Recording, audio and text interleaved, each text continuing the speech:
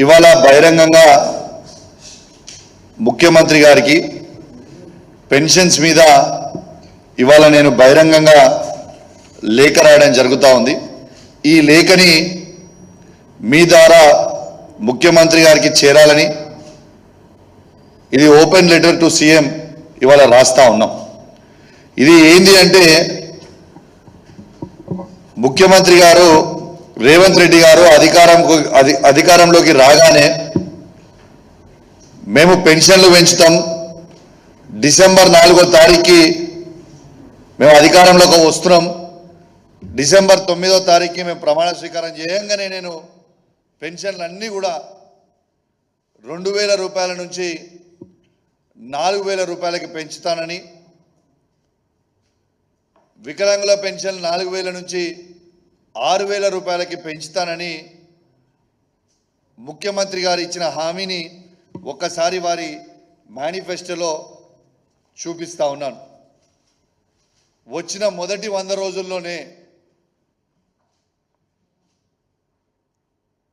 December నెల నుంచే start చేస్తాం, అమలు చేస్తామని చెప్పిన ముఖ్యమంత్రి ఇవాళ ముఖ్యమంత్రి గారు ఆ విషయాన్ని ఇవాళ మర్చిపోవడం అనేది చాలా బాధాకరం అని చెప్పి సందర్భంగా తెలియజేస్తా ఉన్నాను. ఇవాళ తర్వాత ఇంకేమని చెప్పిండు, ఇవాళ కేసీఆర్ గారు కేవలం కుటుంబానికి ఒక్కరికి మాత్రమే పెన్షన్ ఇస్తుర్రు, మేము అవ్వకిస్తాము తాతకిస్తాము ఇంటికి 2 పెన్షన్లు ఇస్తామని చెప్పిన ముఖ్యమంత్రి గారు ఇవాళ ఎందుకు మర్చిపోయినారని నేను అడుగుతా ఉన్నాను. ఇవాళ ముఖ్యమంత్రి రేవంత్ రెడ్డి గారు 2000ని 4000కి చేసే దేవునికి ఎరగ కానీ ఆ ఇచ్చే 2000 కూడా ఎగగొడతా ఉన్నాడు. ఇలా వాళ్ళు వచ్చి 6 నెలలు అవుతా ఉంది. ఈ 6 నెలల్లో 3 నెలల పెన్షన్ ఎగరగొడతారని ఎవరైనా? ఇలా 3 నెలల పెన్షన్ ఇలా ఎగరగొట్టిండు రేవంత్ రెడ్డి గారు. ఇలా వచ్చిన డిసెంబర్ నెల పెన్షన్ ఎగరగొట్టిండు. మొన్న ఏప్రిల్ అండ్ మే నెల పెన్షన్ ఎగరగొట్టిండు. ఇది నిజం కాదా? అయ్యా రేవంత్ రెడ్డి గారు, ఈ పెన్షన్ల మీద ఆధారపడి ఉన్న అవ్వాతాతలని లక్షలాది మందిని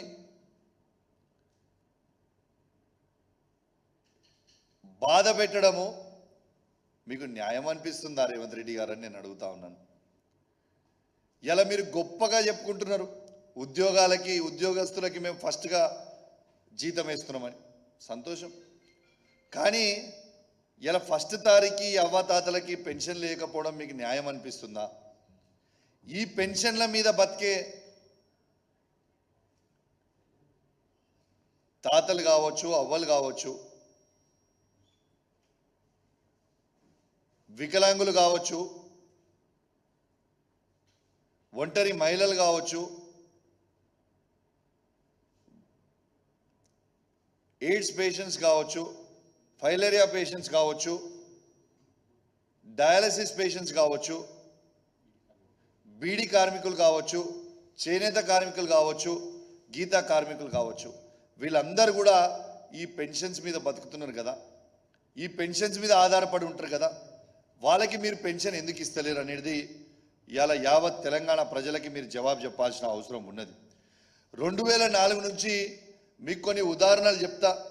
కాంగ్రెస్ ఉన్నప్పుడు ఎట్లుండే, కేసీఆర్ గారు ముఖ్యమంత్రి ఉన్న తర్వాత ఈ తాతల అవ్వల కోసం ఎంత చేసినాం అనేది ఇలా స్పష్టంగా మీడియా ద్వారా యావత్ తెలంగాణ ప్రజలందరికీ కూడా తెలిసేలాగా ఇవాళ చెప్తా అని చెప్పి సందర్భంగా తెలియజేస్తా ఉన్నాను. ఇవాళ 2004 నుంచి 2014 వరకు కాంగ్రెస్ ప్రభుత్వం అధికారంలో ఉండే. ఈ కాంగ్రెస్ పార్టీ అధికారంలో ఉన్నప్పుడు కేవలం పెన్షన్ 200 రూపాయలు మాత్రమే ఉండే.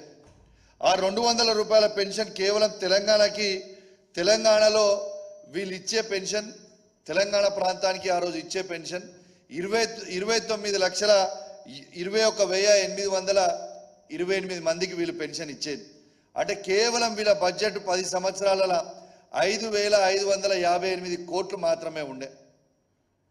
కానీ కేసీఆర్ గారు వచ్చిన తర్వాత మాటిచ్చినట్టు 2014 నుంచి 2023 వరకు కేసీఆర్ గారు ఫస్ట్ రాగానే ఈ 200 రూపాయల పెన్షన్ని 1116 రూపాయలు చేసిండ్రు. మళ్ళా సెకండ్ టర్మ్ గెలిచిన తర్వాత ఆ 1116 రూపాయలని 2116 రూపాయలు కేసీఆర్ గారు చేసింది కూడా మీ అందరికి కూడా గుర్తు చేస్తా ఉన్నాను. వీళ్ళ ఆనాడు కేవలం 29,21,828 మందికి మాత్రమే ఇచ్చిండ్రు. కానీ కేసీఆర్ గారు వచ్చిన తర్వాత ఇవాళ 44,82,254 మందికి ఇవాళ పెన్షన్లు మేము ఇవ్వడం జరిగింది. వీళ్ళ బడ్జెట్ కేవలం 5,558 కోట్లు మాత్రమే ఉండే. కానీ కేసీఆర్ గారు వచ్చిన తర్వాత 58,696 కోట్లు ఇవాళ ఉన్నది కూడా మీ అందరికి కూడా తెలియజేస్తా ఉన్నాను. స్పష్టంగా కేసీఆర్ గారికి తెలంగాణ మీద ఉన్న ప్రేమ, స్పష్టంగా దీని ద్వారా అవ్వాతాతల మీద ఉన్న ప్రేమ, ఒంటరి మహిళల మీద ఉన్న ప్రేమ, వితంతుల మీద ఉన్న ప్రేమ, ఇవాళ డయాలసిస్ పేషెంట్స్ మీద ఉన్న ప్రేమ, ఇలా చేనేత కార్మికుల మీద ఉన్న ప్రేమ, బీడీ కార్మికులు ఉన్న ప్రేమ, ఇలా గీతా కార్మికులు ఉన్న ప్రేమ స్వయంగా ఇలా కనబడతా ఉంది. మరి ఈ తెలంగాణ రాష్ట్రంలో కేసీఆర్ గారు ఇచ్చిన 44,82,274 మంది పెన్షన్దారులని మీరు ఎందుకు ఇబ్బంది పెడుతున్నారు? మీరు ఎప్పుడు ఇస్తారు? మీరు ఎందుకు పెంచుతలేరు? మీరు ఇచ్చిన 100 రోజుల హామీనే దాదాపు ఇప్పుడు 200 రోజులు కాబోతా ఉంది. ఇంకా ఇచ్చిన ఏ ఒక్క హామీ కూడా మీరు ఇలా ఫుల్ఫిల్ చేయలేదు. ఇలా మేము దీని గురించి అడిగితే ఆంబోతులు పడ్డట్టు మీద ఒకటే పడి బో బో బో బో అని అరుస్తూ ఉన్నారు. అరుచుడు కాదు, మీరు తెలంగాణ ప్రజలకి సమాధానం చెప్పాల్సిన బాధ్యత మీ మీద ఉంది. మీరు పెంచకపోతే, మీరు అడగకపోతే, మీరు ఇయ్యకపోతే మేము మాత్రం ఖచ్చితంగా మిమ్మల్ని ప్రశ్నిస్తూనే ఉంటాం. ఎందుకంటే ప్రజలు ఇవన్నీ చేస్తారని మీరు నమ్మి అధికారంలో కూర్చోబెట్టారు. కాబట్టి నేను దయచేసి ముఖ్యమంత్రి గారిని రిక్వెస్ట్ చేస్తా ఉన్నా, ఖచ్చితంగా మీరు ఇవాళ వీళ్ళకి ఇవ్వాల్సిన బకాయిలని మళ్ళీ ఒకసారి క్లారిటీగా చెప్తా ఉన్నా, డిసెంబర్ నుంచి ఈ జూన్ మంత్ వరకు వాళ్ళకి మీరు పెన్షన్ మొత్తము 2,000 రూపాయలతో పాటు వాళ్ళకి ఇస్తా అన్న అదనపు 2,000, 4,000 బకాయిలు ఏవైతే ఉన్నాయో, ఎందుకంటే మీరు కుటుంబానికి ఇద్దరికి ఇస్తా అన్నారు కదా, ఆ ఇద్దరికి ఆ బకాయిలని మొత్తం కూడా చెల్లించాలి అని నేను డిమాండ్ చేస్తా ఉన్నా అని చెప్పి సందర్భంగా తెలియజేస్తా ఉన్నాను. కానీ దయచేసి తాతల అవ్వాలని మాత్రం ఇబ్బంది పెట్టకండి. మీకేమైనా కోపం ఉంటే కేసీఆర్ గారి మీద, కేటీఆర్ గారి మీద, హరీష్ రావు గారి మీద మీకు కోపం ఉంటే మా మీద తీర్చుకొని మాకేం అభ్యంతరం లేదు. కానీ ఆ కోపము దయచేసి అవ్వాతాతల మీద తీయొద్దని మిమ్మల్ని దయచేసి మేము రిక్వెస్ట్ చేస్తూ ఉన్నాం. కాబట్టి మీరు చాలా త్వరలోనే వెంటనే ఇస్తారని నేను ఆశిస్తూ ఉన్నాను.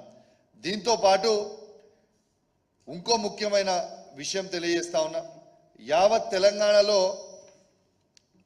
తెలంగాణలో ఇప్పుడు కొత్తగా వీళ్ళు చేసే పని, మా బీఆర్ఎస్ పార్టీ శాసనసభ్యులు ఉన్న నియోజకవర్గాలలో 34 నియోజకవర్గాలలో ఏదైతే మేము ఇప్పుడున్న 34 మంది ఉన్నాం కదా, మా 34 నియోజకవర్గాలలో మాకు ఎమ్మెల్యేలకి తెలియకుండా, ప్రోటోకాల్ పాటించకుండా ఇలా కళ్యాణ్ లక్ష్మి చెక్కులు వచ్చినాయి.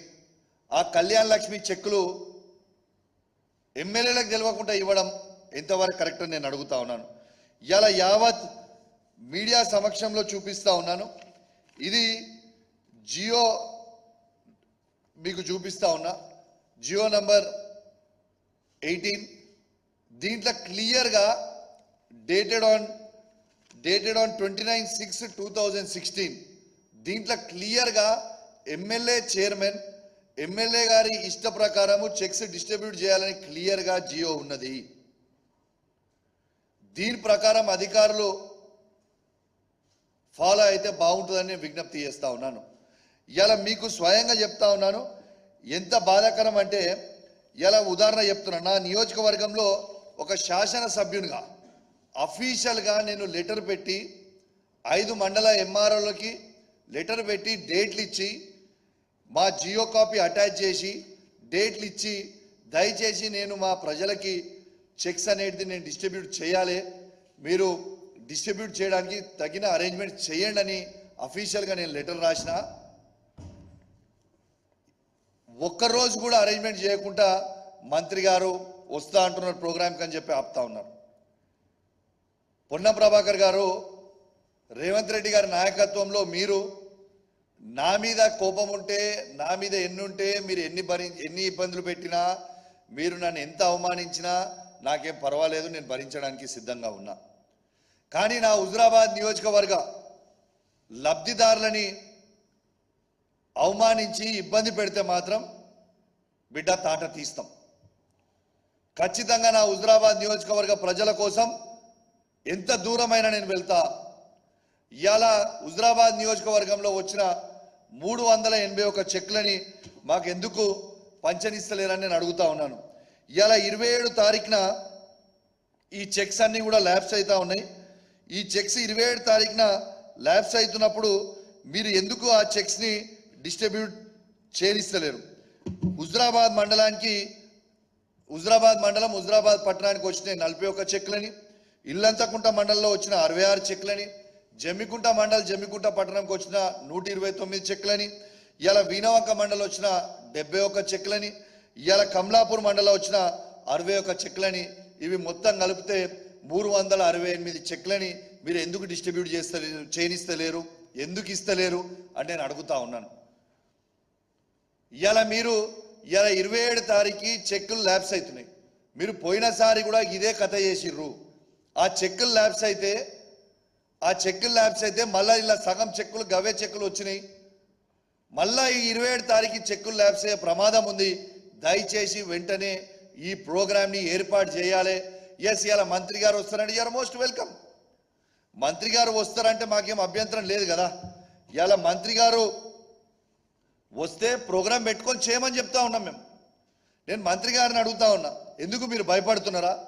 కేసీఆర్ గారు ఇచ్చిన ఈ 1,116 రూపాయలతో పాటు రేపు మీరు వచ్చి ప్రోగ్రాం పెడితే నేను హుజురాబాద్ నియోజకవర్గంలో మరి మీరు ఇచ్చిన 100 గ్యారెంటీల హామీలో వెంటనే ఇలా ఇక్కడ ఉంది, మీరు ఇది చూడొచ్చు.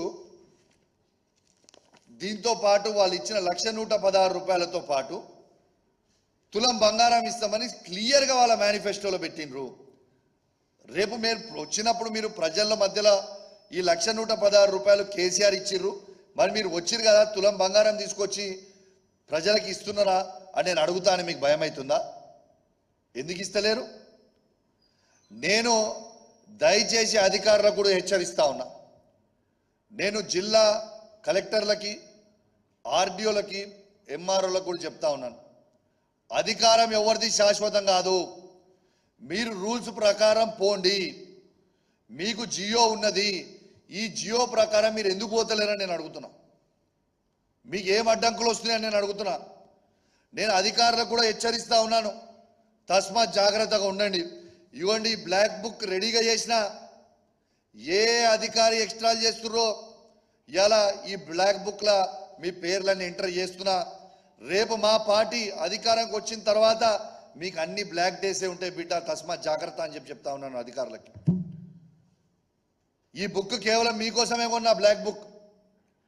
నేను ఇవాళ మీరు ప్రొసీజర్ ప్రకారం ఫాలో కాకుండా ఇలా నాకు వచ్చిన ఇన్ఫర్మేషన్ ఏంటంటే, నా నియోజకవర్గంలో వాళ్ళు చెప్పిర్రట, ఇలా పైన నుంచి మంత్రి గారు వీళ్ళకి ఆదేశాలు ఇచ్చిరట. ఏమని? చెక్కులు ఇండివిజువల్గా పిలిచి ఇచ్చేరి, మీరు ఎవరు లేకుండా ఒక్కొక్కరిని పిలిచి ఇచ్చారని చెప్పిరట. రేపు పొద్దున మీరు ఇస్తున్నారని కూడా నాకు వచ్చిన ఇన్ఫర్మేషన్. నేను హుజురాబాద్ నియోజకవర్గంలో చెప్తున్నా, మంత్రి ఇట్లనే చెప్తాడు. పోయిన జమ్మికుంట ఎంఆర్ఓ గారికి ఇదే ఆదేశాలు ఇచ్చిండు, కమలాపూర్ ఎంఆర్ఓకి ఇదే ఆదేశాలు ఇచ్చిండు. చెక్కులు ఎమ్మెల్యేకి ఇవ్వద్దు, ఖచ్చితంగా మీరు డైరెక్ట్గా పంచిర్రని. అప్పుడు ఏమైంది? దాంట్లో అవినీతి అయింది. అవినీతి అయిన తర్వాత ఏమైంది? 2 ఎంఆర్ఓలు ఏసీపీ ట్రాప్ అయి 2 ఎంఆర్ఓలు జైలుకు పోయిర్రు. కాబట్టి అధికారులకు అది గుర్తు చేస్తా ఉన్నా, తస్మాత్ జాగ్రత్తగా ఉండండి. అఫీషియల్గా చేసే ప్రోగ్రాం ఇలా ఇతర పక్కన నియోజకవర్గాలు ఉన్న మానకొండూరులో ఎమ్మెల్యే గారు ఇచ్చుకుంటారు, హుస్నాబాద్లో ఎమ్మెల్యే గారు ఇచ్చుకుంటారు, ఇలా చొప్పదండిలో ఎమ్మెల్యే గారు ఇచ్చుకుంటారు, వేములవాడలో ఎమ్మెల్యే గారు ఇచ్చుకుంటారు. అరే, మా దగ్గర ఉన్న బీఆర్ఎస్ పార్టీ ఎమ్మెల్యేలు ఉన్న కాడ మేము ఎందుకు ఇవ్వద్దు? మీకు ప్రజలు ఓట్లేసి గెలిచిర్రు, మేము కూడా ప్రజలు ఓట్లేస్తేనే గెలిచినాం కదా. దానికి మీరు మాకు ఇవ్వకపోవడానికి అధికారం మీకు ఎక్కడ ఉన్నది? What right does a minister have to stop? నేను అడుగుతున్నా. నేనైతే అధికారులకు క్లియర్గా చెప్తున్నా, నేను అఫీషియల్గా మీ దగ్గర రిసీవ్డ్ కాపీస్ తీసుకున్నా. మీరు ప్రోగ్రాం పెట్టకుండా మీరు చెక్కులు వంచేసే ప్రయత్నం చేస్తే మేము హైకోర్టుకు పోతాం, మేము పిటిషన్ వేస్తాం. ఖచ్చితంగా మీ అందరినీ మేము రేపు పార్టీ చేసి కలెక్టర్ గారిని, ఆర్డీఓ గారిని, అందరు ఎంఆర్ఓని పార్టీ చేసి హైకోర్టులో పిటిషన్ వేస్తాం.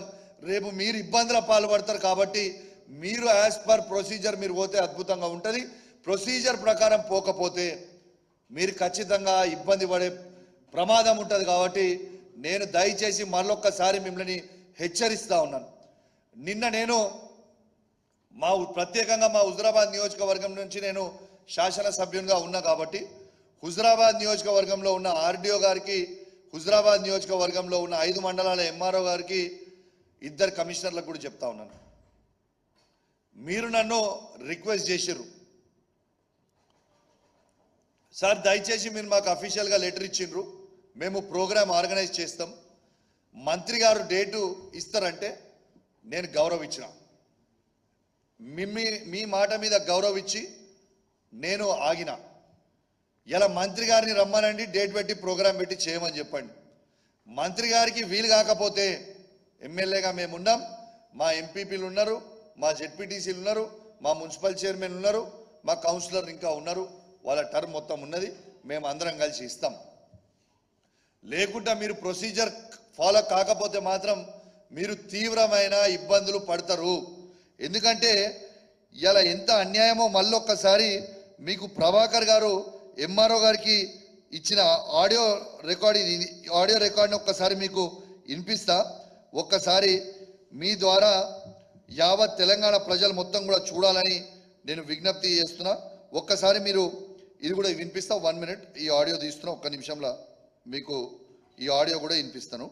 ప్రభాకర్ గారు స్వయంగా ఒక మంత్రిగా ఉండి ప్రమాణం ఏమని చేస్తారండి? రాగద్వేషాలకు అతీతంగా అని ప్రమాణం చేస్తారు. ఇదా వీళ్ళు చేసేది? ఈ ఆడియో ఒక్కసారి మీరు వినాలే, దయచేసి మొత్తం కూడా ప్లే చేయాలి, మంచిగా వినాలే. ఒక్కసారి మంత్రి గారు ఎంఆర్ఓని, ఆర్డీఓ గారిని స్వయంగా ఎట్లా బెదిరిస్తారో ఒక్కసారి మీరు విను. సార్ సార్ నమస్తే సార్. నా నెంబర్ లేదా తల్లి? పొన్నం ప్రభాకర్ అధికారిక నెంబర్ ఇది. లేదు సార్, ఇప్పుడే ట్రూ కాలర్ చూస్తున్నాను సార్. నాకు చేసుకుంటాను సార్. ఆర్డీఓ గారు లైన్ లో ఉన్నారు. మాధవి, మినిస్టర్ గారు కాల్ చేసిన నమస్తే అమ్మా. సార్ అదే ఇప్పుడు మొన్న మీరు చెక్కుల గురించి చెప్పారు కదా, కళ్యాణ లక్ష్మి. అవును సార్. అదే మంత్రి గారి దృష్టిలో పెట్టి వాళ్ళు చెప్పినట్టుగా ఆ టైం తీసుకొని చెయ్యండి అని సార్. మేము కూడా చెప్తున్నాం ఎంఆర్ఓ గారు. సార్ సార్ మొన్నటి దాకా హుజరాబాద్ ఎమ్మెల్యే ఈటెల రాజేందర్ ఉంటే ఎమ్మెల్సీ గవర్నమెంట్ ఉంది కదా అని ఎమ్మెల్సీ కౌశిక్ రెడ్డి ద్వారా మంచిపించారు మీరు. అవును సార్. అవును. ఇప్పుడు మేము మా వారికి ప్రోటోకాల్ లేదు. ఎమ్మెల్సీ కాదు, మా contested candidate Pranav sir. Sir ఎమ్మెల్యేకి మా పార్టీ వాడు కాదు, మా అధికార పార్టీ కాదు సార్. మీకే స్వేచ్ఛ ఇస్తున్నాం, మీరే అధికారం పెంచండి. ఆయన చేయికి ఒక్కటి పోయినా సార్ పోవద్దని చెప్తున్నాం కదా. రెస్పెక్టబుల్ ఎంఆర్ఓ గారు, మీరు ఒక చెక్ కూడా ఆయన చేయకూడదు. మీరే స్వయంగా అవసరమైతే స్థానిక సర్పంచులు ఆలోచన తీసుకొని పోయి లోకల్ మీరు విన్నారు కదా, లైవ్ గా ఎంఆర్ఓ గారికి చెక్కులు ఇవ్వద్దని చెప్తుండు. ఈ జియో ఏమున్నదండి మీకు చదువుతా, 3rd పారా 4th పాయింట్లో checks will be distributed by the concerned constituency MLA to the beneficiary once in a week or on a specific day at mandal headquarters or as per MLA wish అనేది క్లియర్గా జియో ఉన్నాక ఇట్లా చెప్పడము న్యాయమా? రెండోది, ఈ మంత్రి గారు చెప్పిండ్రు, ఆ ఎంఆర్ఓలు అప్పుడు 2 చేసిర్రు. వాళ్ళు ఎంఆర్ఓలు ఆ రోజు 2 అవినీతి చేసిర్రు చెక్కులలో. ఏమైంది 2 ఇవాళ ఎంఆర్ఓలు? జైలుకి పోయింది. ఇది ప్రజాస్వామ్యం. ఖచ్చితంగా ప్రజల మధ్యలోనే చెక్కులు వంచాల్సిన బాధ్యత, ప్రోగ్రాం పెట్టి ఇవ్వాల్సిన బాధ్యత ఉన్నది. ఏ ఒక్క చెక్ అయినా కూడా ఎంఆర్ఓ గారు ఇండివిజువల్గా పంచితే ఇది మీరు అవినీతికి పాల్పడుతున్నారు కాబట్టే అనే ప్రమాదం ఉంటుంది, రేపు బెనిఫిషరీస్ చెప్పే ప్రమాదం ఉంటుంది. కాబట్టి మీరు కూడా తస్మాత్ జాగ్రత్త అని మీ అందరికీ కూడా హెచ్చరిస్తూ ఉన్నాం. దీంతో పాటు పొన్నం ప్రభాకర్ గారి ఒక బ్రేకింగ్ న్యూస్, లీగల్ నోటీసులు ఫ్లై యాష్ స్కామ్లా మేము కౌశిక్ రెడ్డి గారికి పంపించినాము, జోగిన్పల్లి సంతోష్రావు గారికి పంపించినాము, టీ న్యూస్కి పంపించినాము, నమస్తే తెలంగాణకు పంపిస్తున్నాము అని ఫ్లాష్ న్యూస్ అని చెప్తున్నాం. అయ్యా పొన్నం ప్రభాకర్ గారు, మీరు మీ ఇల్లీగల్ యాక్టివిటీస్ ని లీగల్ నోటీస్ ద్వారా ఆపాలనుకుంటే, మా నోర్లు మూపియాలనుకుంటే కలవదు బ్రదర్. నీ లీగల్ నోటీస్కి బరాబర్ మా లీగల్ టీం నీకు బరాబర్ జవాబు చెప్తాం. నేను ఒకటే ఛాలెంజ్ విసురుతా ఉన్నా పొన్నం ప్రభాకర్ గారికి, మీరు ట్రాన్స్పోర్ట్ అధికారి, మరి మీరు ట్రాన్స్పోర్ట్ మినిస్టర్గా ఉన్నప్పుడు ఓవర్లోడ్ లారీస్ పోవచ్చా? నేను ఒక బాధ్యత కలిగ శాసనసభ్యునిగా రెడ్ హ్యాండెడ్గా లారీని పట్టుకొని దాంట్లో పోతున్న వెయిటేజ్ని, దాంట్లో వే బిల్ అవసరం లేదు అని కొన్ని మాట్లాడుతున్నాను. నేను జిఎస్టీ వే బిల్ గురించి మాట్లాడలే సార్, నేను వెయిట్ వే బిల్ గురించి మాట్లాడినా. ఇలా 34 టన్స్ 16 టైర్ లారీ ఉదాహరణ 34 టన్స్ పోవాలంటే 80 టన్స్ ఎట్లా పోతుంది అని నేను అడుగుతున్నా. దాంట్లో పోవచ్చా? దీనికి సమాధానం చెప్పు. ఇవాళ దాకా నువ్వు ట్రాన్స్పోర్ట్ మినిస్టర్గా ఉండి ఇవాళ వరకు ఈవెన్ టుడే నేను మీడియా ఛానళ్ళని కూడా రిక్వెస్ట్ చేస్తున్నా, మొత్తము రాష్ట్ర వ్యాప్తంగా మీ రిపోర్టర్స్ ఉంటారు, మీరు ఇవాళ కూడా ఈవెన్ ఈ మినిట్ కూడా రామగుండం నుంచి ఖమ్మం వరకు మీరు రిపోర్టర్స్ని ఒక్కసారి అందరినీ రోడ్డు మీదకి రమ్మని చెప్పండి. ఇప్పటికి కూడా ఈవెన్ నేను ఇంత పెద్ద అలిగేషన్ చేసిన తర్వాత కూడా ఇవాళ కూడా బండ్లు అట్లనే పోతున్నాయి. మరి పోవచ్చా బండ్లు? ఓవర్లోడ్ పోవచ్చా? దీనికి జవాబు చెప్పండి నాకు కావాల్సింది. రోడ్లు పాడవుతున్నాయి, ఇలా ఫ్లై యాష్ కింద పడి ప్రజల ప్రాణాలు పోతున్నాయి. మరి అదెందుకు ఆపుతలేరు మీరు? సరే మీకు ఇంట్రెస్టే లేదనుకుందాం, మీది ఏమీ లేదనుకుందాం, మరి ఏది లేకపోతే ఓవర్లోడ్ బండ్లు ఇప్పటివరకు ఎందుకు ఆపుతలేరు? Even now why are you not stopping? దీనికి నాకు జవాబు చెప్పాలి. నేను ఈ మీడియా ద్వారా పొన్నం ప్రభాకర్ గారికి నేను సవాల్ విసురుతున్నా. నాకు తెలుసు పొన్నం ప్రభాకర్ గారు మీరు తిరుపతి వెంకటేశ్వర స్వామిని బాగా నమ్ముతారని నాకు తెలుసు. నేను కూడా తిరుపతి వెంకటేశ్వర స్వామిని బాగా నమ్ముతా. అపోలోలో టిటిడి టెంపుల్ తిరుపతి వెంకటేశ్వర స్వామిది ఉన్నది. వెనస్డే రోజు మీకు మరీ రేపే టైం పెడితే ఇమీడియట్గా మీకు రెస్పాండ్ అయ్యే టైం లేకపోవచ్చు కాబట్టి మీకు 2 days ప్రియర్ చెప్తున్నా. వెనస్డే రోజు 11 గంటలకి నేను ఆ తిరుపతి వెంకటేశ్వర స్వామి గుడి దగ్గరికి వస్తా, నువ్వు కూడా రా. ఆ గుడి లోపల పోయి మీడియా సాక్షిగా మనం ప్రమాణం చేద్దాం. నువ్వు డబ్బులు తీసుకోలేదని ఆ వెంకటేశ్వర స్వామి మీద ఒట్టేసి నువ్వు చెప్పు. ఆ తిరుపతి వెంకటేశ్వర స్వామి మీద నువ్వు ఒట్టేసి చెప్పు. నేను బహిరంగంగా నీకు క్షమాపణ చెప్పడానికి సిద్ధంగా ఉన్నా, లేకుంటే నీ మొక్కు భూమికి నువ్వు రాస్తావా చెప్పు, దానికి జవాబు చెప్పు. ఇప్పటికి కూడా చెప్తున్నా, నువ్వు ఆ స్కామ్లో ఉన్నావు, ఫ్లై యాష్ స్కామ్ అని ఓవర్లోడ్ చేస్తున్నా. నేను చెప్తున్నా, వెనస్డే రోజు 11 గంటలకి మొత్తం మీడియాని నేనే ఆర్గనైజ్ చేస్తా. అక్కడికి మీరు రాండి, మంత్రిగా మీరు రాండి, ఎమ్మెల్యేగా నేను వస్తా. ఇద్దరం కలిసి ఆడ ప్రమాణం చేద్దాం. నువ్వు తీసుకున్నావని ప్రమాణం చేయడానికి నేను సిద్ధంగా ఉన్నా. నువ్వు తీసుకోలేదు అని ప్రమాణం చేయడానికి నువ్వు సిద్ధంగా ఉన్నావా? చలో గుడికి పోదాం. దయచేసి నేను ఈ సవాళ్ళని స్వీకరిస్తారని వేడి చేస్తా ఉన్నా. వెనస్డే రోజు నువ్వు గిట్లా, అది కూడా ఇప్పుడే చెప్తున్నా, వెనస్డే రోజు గిట్లా మీరు హాజరు కాకపోతే యాడికి, దీని అర్థం యావత్ తెలంగాణ ప్రజలకి మొత్తం మళ్ళా అర్థమయ్యే విధంగా ఆ వెంకటేశ్వర స్వామి సాక్షిగా ఇంకొన్ని నిజాలు బయట పెడతా. ఆ రోజు గ్యారెంటీ బయట పెడతా. మరి నీకు దమ్ముంటే ఈ సవాల్ని స్వీకరించి వెనస్డే రోజు రా. వెనస్డే రోజు 11 AM ఆ టిటిడి తిరుపతి వెంకటేశ్వర స్వామి అపోలో టెంపుల్లో మన ఇద్దరం కలుసుకుందాం. నీ ప్రమాణం చెల్తుందా, నా ప్రమాణం చెల్తుందా, యావత్ తెలంగాణ ప్రజలు చూసేలాగా మనం చూసుకుందామని చెప్పి ఈ సందర్భంగా తెలియజేస్తూ, దీంతో పాటు ఇంకొందరు మాట్లాడుతున్నారు. ఏమని మాట్లాడుతున్నా? బీఆర్ఎస్ పార్టీ ఎమ్మెల్యేలు అందరు పోతారు, పార్టీ మూసుకపోతుంది. అరే, చెప్పేటోనికి సిగ్గున్నదా? వినేటోనికి చెప్పడానికి సిగ్గున్నదా? లేకుంటే అసలు మీకు సిగ్గు, శరము, లజ్జా, మానం ఉన్నదా అని నేను అడుగుతున్నా. ఇలా బీఆర్ఎస్ పార్టీ పోయిన 4 దొంగలు పోతే పోయిర్రు. మేము 34 మంది ఎమ్మెల్యేలు ఉన్నాం, 28 మంది ఎమ్మెల్సీలు ఉన్నాం, 4 పార్లమెంట్ సభ్యులు, రాజ్యసభ పార్లమెంట్ సభ్యులు ఉన్నాం, వేలాది మంది జెడ్పీటీసీలు, ఎంపీపీలు, మున్సిపల్ చైర్మన్లు, కౌన్సిలర్లు, సర్పంచ్లు ఉన్నాం, లక్షలాది మంది కార్యకర్తలు ఉన్నారు, వేలాది మంది వార్డు మెంబర్లు, ఉప సర్పంచ్లు, సింగిల్ విండో చైర్మన్లు, సింగిల్ విండో డైరెక్టర్లు, మార్కెట్ చైర్మన్లు, మాజీ మార్కెట్ చైర్మన్లు, వేలాది మంది, లక్షలాది మంది బీఆర్ఎస్ పార్టీ కార్యకర్తలు ఉన్నారు. ఎవరో ఒకరిద్దరు ఎమ్మెల్యేలు పోతే పార్టీ ఆగిపోదు. మేము మీకు చెప్తున్నాం, ఈ 5 సంవత్సరాలు ఖచ్చితంగా ప్రజల పక్షాన పోరాడతాం, మా గలం ఎత్తుతాం. ఈ ఎమ్మెల్యేలు ఉండొచ్చు, ఎమ్మెల్యేలు పోతే పోవచ్చు, మాకేం ఫరక పడేది ఏం లేదు. మాకు బీఆర్ఎస్ పార్టీ కార్యకర్తలు ఉన్నారు. మేమందరము ఎమ్మెల్యేల కంటే ముందు బీఆర్ఎస్ పార్టీ కార్యకర్తలము, బీఆర్ఎస్ పార్టీ సైనికులము, కేసీఆర్ కింద ఉండే శిష్యులము.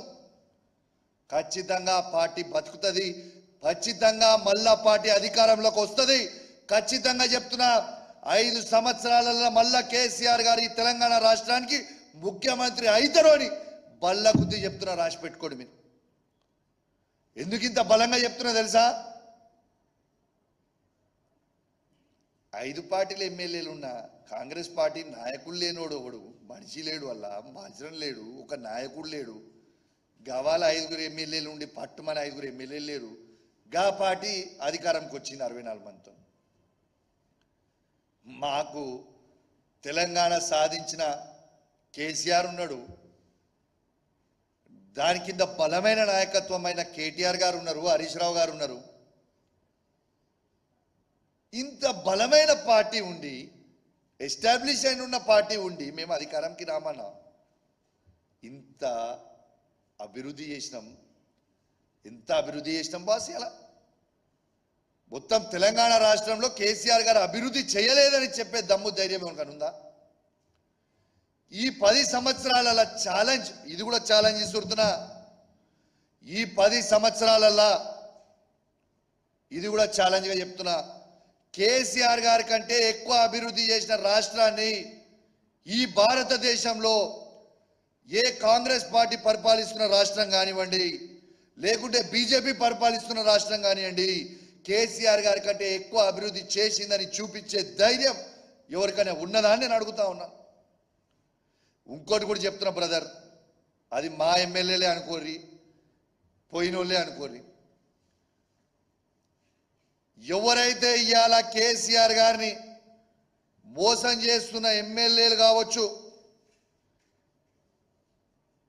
ఎవరైనా కావచ్చు, బిడ్డ ఎవరిని ఇచ్చిపెట్టాం రేపు అధికారానికి వచ్చినాక గుర్తుపెట్టుకోర్రి. మీ లొసుకులు మాకు కూడా తెలుసు. మళ్ళీ మీరు కేసీఆర్ గారి దగ్గరకు వచ్చో, కేటీఆర్ గారి దగ్గరకు వచ్చో, హరీష్ రావు గారి దగ్గరకు వచ్చో, కాలు పట్టుకున్నా, ఏళ్ళు పట్టుకున్నా, లబో దిబో ఏడిచిన పార్టీలకు రానియం గుర్తుపెట్టుకోర్రి. ఇంతకు ముందున్న కేసీఆర్ గారు ఇప్పుడు ఉండరు. ఎటు పరిస్థితిలో ఎవరిని కూడా వదిలిపెట్టాం.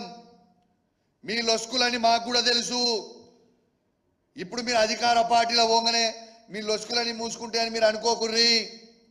మళ్ళా 5 ఏళ్ల కేసీఆర్ ముఖ్యమంత్రి అవుతాడు, అప్పుడు ఉంటుందిరా స్వామి రంగా, మీకు ఉంటుంది తెలుసా? అప్పుడు మీకు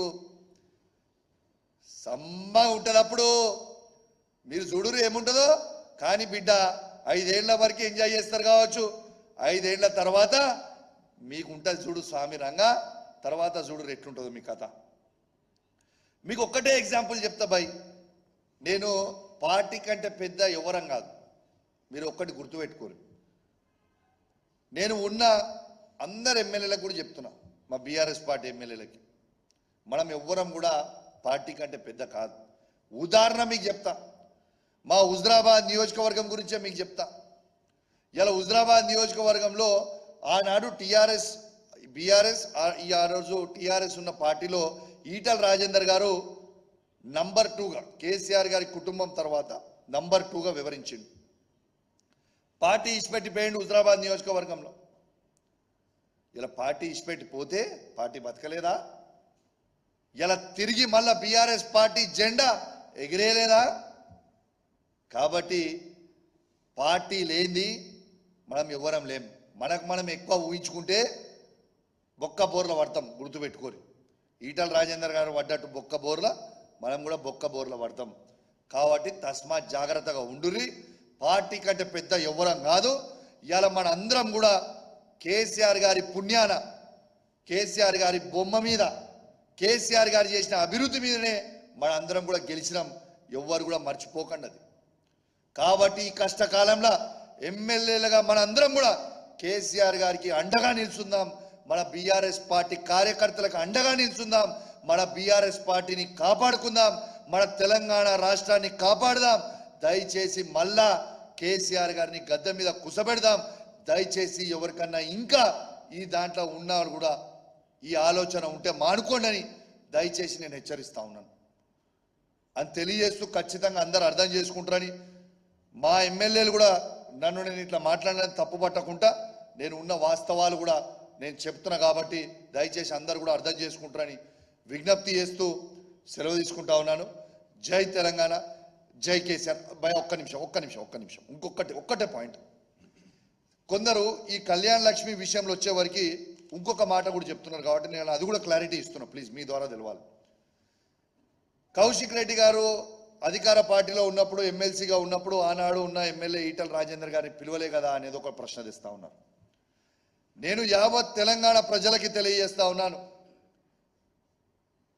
నేను ఎమ్మెల్సీ ఉన్ననాడు కూడా ప్రతి ప్రోగ్రాంకి ఆనాడు ఉన్న ఎమ్మెల్యే ఈటల రాజేందర్ గారికి అధికారులు అఫీషియల్గా పిలిచిండ్రు. కానీ ఎమ్మెల్యే గారు ఆనాడున్న ఈటల రాజేందర్ గారు వచ్చి ఆ ప్రోగ్రాంలో పాల్పంచుకోకపోతే దాని బాధ్యుని నేను కాదు కదా. You could have come. కాబట్టి దీన్ని ఒక దుష్ప్రచారం చేసుకుంటూ ఆ రోజైనా మంచిండు కదా, ఈ రోజు ఇవాళ ఎమ్మెల్యే ఉన్నాడు కదా, ఇవాళ ఈయన ఎమ్మెల్యే ఉంటే ఒకటి లేకుంటే ఒకటి అని అంటుర్రు. అది తప్పు. ఆనాడు కూడా మేము అధికారంలో ఉన్న రోజు కూడా శాసనసభ్యునిగా ఎమ్మెల్యే గారిని మేము పిలిచినాం. ఆ ఎమ్మెల్యే గారు రాకపోతే, ఈటల రాజేందర్ గారు ఆనాడు రాకపోతే నేను బాధ్యుని కాదు దానికి. దాన్ని పెట్టి ఇలా చేస్తామంటే నేనేం ఊకునేది ఏం లేదు. ఇలా పొన్న అధికార ప్రోగ్రాం ఉంటే రేవంత్ రెడ్డి గారు వచ్చినా నేను పాల్గొంటా, పొన్న ప్రభాకర్ గారు వచ్చినా నేను పాల్గొంటా, ఇలా నరేంద్ర మోడీ గారు వచ్చినా కూడా నేను పాల్పంచుకుంటా. మీకు ఉదాహరణ చెప్తున్నా, మొన్న నరేంద్ర మోడీ గారు పెట్టిన పిఎం కిసాన్ ప్రోగ్రాంకి మొన్న మినిస్టర్ ఆఫ్ స్టేట్ సోమన్న గారు నా నియోజకవర్గానికి వచ్చారు. ఎస్, రిసీవ్ చేసుకున్నా, బొకే ఇచ్చిన, ఆయనతో పాల్పంచుకున్నా.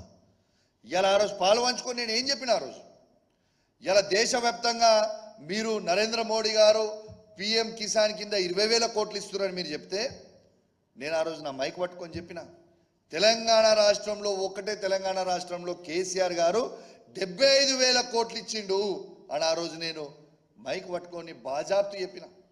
మీరు దేశవ్యాప్తంగా 20,000 కోట్లు ఇస్తే ఒక్క తెలంగాణ రాష్ట్రంలోనే ఈ భారతదేశంలో కేసీఆర్ గారు ఇచ్చింది 75,000 కోట్ల రూపాయలు.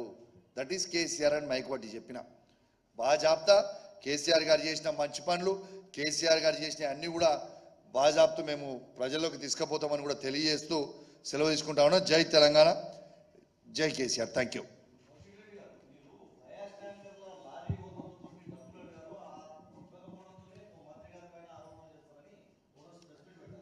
భయ్యా, నాకు ఉన్న డబ్బులే నేను ఏం చేసుకోవాలని నాకు అర్థమవుతలేదు. Number 1. Okay, I come from a very good family background.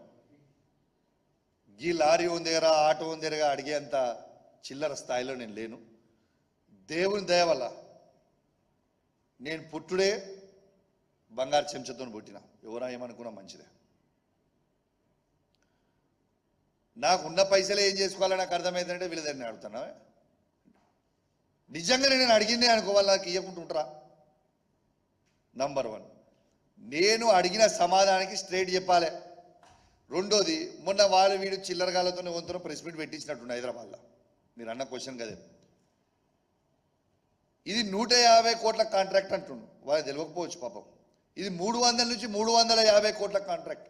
చలో ఛాలెంజ్ కడుతున్నా. నేను ఇవాళ కాదు, దీని గురించి డీటెయిల్గా నేను వాళ్ళని పైసలు అడగరా, అడిగినా అని, లేకుంటే ఆయన పైసలు తీసుకున్నా అని. వెంకటేశ్వర స్వామి సాక్షిగా ప్రమాణం చేద్దాం కదా. వెనస్డే రోజు టైం పెట్టినా కదా అన్న, వెనస్డే రోజు దేకలేంగే ఆజా. వెంకటేశ్వర స్వామి గుడిలో మీ మీడియా అంతా కూడా వస్తారు, మిమ్మల్ని కూడా ఇన్వైట్ చేస్తాం, మీరు రండి ప్లీజ్ కమ్. మీరు అందరు రావాలి. ఆ రోజు లైవ్గా మంత్రి వస్తాడా లేదా చూద్దాం. నేను అబద్ధాలు చెప్తే కదా దేవుడు నన్ను శిక్షిస్తాడు. చలో ఆయన ప్రమాణం చేయమని చెప్పి. నేనైతే తిరుపతి వెంకటేశ్వర స్వామిని విపరీతంగా నమ్ముతా, దేవుణ్ణి. పొన్నం ప్రభాకర్ గారు కూడా విపరీతంగా నమ్ముతారనేది నాకు తెలుసు. చలో దేవుని ప్రమాణం చేద్దాం. నేను చెప్పిన ఆయన ప్రమాణం చేయమని బై. ఫ్లై యాష్ స్కామ్లో, ఫ్లై యాష్లో ఓవర్లోడ్ కొట్టడానికి చాలా తెలివిగా ఏం మాట్లాడుతుంది తెలుసా అన్న వాళ్ళు. ఫ్లై యాష్ ఇష్యూలా అది మేము ఫ్లై యాష్లా జిఎస్ ఫ్రీగా ఇస్తున్నాం, దీనికి వే బిల్లే అవసరం లేదు, పోతుంది. ఎమ్మెల్యే గారికి వే బిల్ గురించి కూడా దానికి కూడా. అరే పాగల్, నేను way bill GST way bill మాట్లాడతలేనాయా. నేను మాట్లాడేది వెయిట్ చేసే way bill, weight way bill. ఒక్కటే ట్రాన్స్పోర్ట్ మినిస్టర్గా ఓవర్లోడ్ లారీస్ పోవచ్చా ఉండొచ్చా పైకి, అంతే నాకు జవాబు కావాలని తరచు, అంతే తడుచోలేమంట. ఓవర్లోడ్ 34 టన్నులు పోతున్న లారీ డబుల్ పోవచ్చా అని నేను అడుగుతున్నా బస్, అంతే. పోవచ్చని ట్రాన్స్పోర్ట్ మినిస్టర్గా దమ్ముంటే ట్రాన్స్పోర్ట్ మినిస్టర్గా అఫీషియల్గా పెట్టమని చెప్పు. We will see. దీని గురించి డీటెయిల్గా నువ్వు అడిగిన దానికి గుడిలో వెనస్డే రోజు 11 గంటలకి నాతో పాటు మా శాసన సభ్యులు కూడా 4-5 వస్తారు. మరి ఆయన ఏమన్నా నేను ఆయన బాగా పెద్దోడు కదా అని చెప్పుకునేటోడు, కానీ నాలక్కనే ఫస్ట్ టైం ఎమ్మెల్యే. బాగా చెప్పుకుంటాడు, ఓ నేను ఇదే అదే కానీ నాలక్కనే ఫస్ట్ టైం గెలిచింది మొన్న. అది కూడా పాపం ఆయన సొంతూరులో గెలవలే. సొంతూరులో ఆయన గురించి బాగా తెలుసు కదన్న. ఆయన సొంత వాళ్ళు 20 ఓట్లు పడ్డాడు. ఇక పక్క ఊరికి పోతే ఏదో తెలియక గుద్దిరు, ఇక ఓ ఆకాశం అంతా ఎగురుతాడు, ఓ గిమ్ము గిమ్ము. ఈ చిన్న చిన్న వీట్ల కన్నా ఒకటి చెప్పే, చిన్న చిన్న ఓట్లకి పెద్ద పెద్ద గొంతేసుకుంటూ ఓడుతున్న పొన్నం ప్రభాకర్ గారు ఇవాళ ఇంత పెద్ద మాట మాట్లాడుతున్నప్పుడు ఆయన స్కామ్ల గురించి, నా ఫ్లై యాష్ స్కామే కాదు, ఆరు మా క్రిషాంక్ గారు చేసిన ఏదో టికెటింగ్ది స్కామ్ది కూడా ఏమీ లేదు, ఈయన ఇంట్రెస్ట్ అనేది ప్రమాణం చేయాలి. అది ఇది 2 నేను వస్తాం, క్రిషాంక్ గారిని కూడా తీసుకొస్తాం ఆడికి, మా ఎమ్మెల్యే సంజయ్ గారిని తీసుకొని వస్తా, ఇంకొక మా సంజయ్ గారితో పాటు ఇంకో 4-5 ఎమ్మెల్యేలు కూడా వీలైన వాళ్ళది అవైలబుల్ ఉన్న వాళ్ళని కూడా తీసుకొని వస్తారు. ప్రమాణం చేద్దాం పారి. We will see. देखते तमाशा मैनेज థ్యాంక్ యూ.